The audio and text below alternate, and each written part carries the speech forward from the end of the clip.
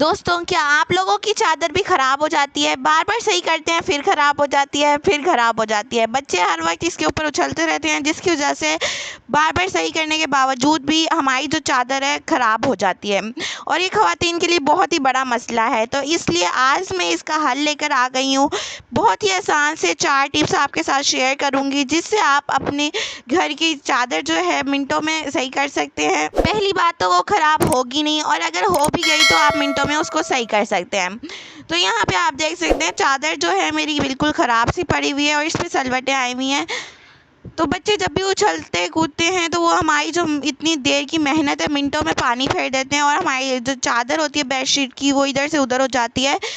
आज जो टिप बताने जा रही हूँ उससे जो है चादर बिल्कुल अपनी जगह पे फिक्स रहेगी, और जितने भी बच्चे उछल लें या फिर कुछ भी हो जाए, चादर नहीं हटेगी अपनी जगह पे से।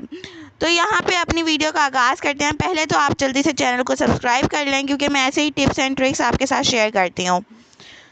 तो जल्दी से टिप नंबर 1 की तरफ चलते हैं। हमारी जो टिप नंबर 1 है उसमें आपने ले लेनी है एक बैंगल चूड़ी आप यहाँ पे ले लें, ठीक है। आपने यहाँ पे कोई सी भी चूड़ी ले लेनी है, लेकिन शीशे की मत लीजिएगा, क्योंकि वो टूट भी सकती है। तो यहाँ पे आपने रबर बैंड लेना है एक, और ऐसे बैंगल को चादर के नीचे रखना है और रबर बैंड को इसके ऊपर चढ़ा देना है, ठीक है। आप यहाँ पे रबर बैंड अपनी चादर जैसा ही ज़्यादा इस्तेमाल करें, ठीक है। इससे खूबसूरती भी पैदा होगी। देखें कितना प्यारा लग रहा है, ये डिज़ाइन लग रहा है, और इससे आपकी जो चादर है वो एक जगह पे फिक्स रहेगी और ख़राब नहीं होगी। तो यहाँ पे आप देख सकते हैं ऐसे ही आप चारों कोनों में बैंगल लगा लें। अब चलते हैं हम टिप नंबर 2 की तरफ। टिप नंबर 2 है हमारी कि आप अगर गिठां बांधना चाहें तो गिठां बांध लें। यहाँ पे आप गिरां बांध लेते हैं तो देख सकते चारों कोनों पे आप यहाँ पे गिरां बांध लें।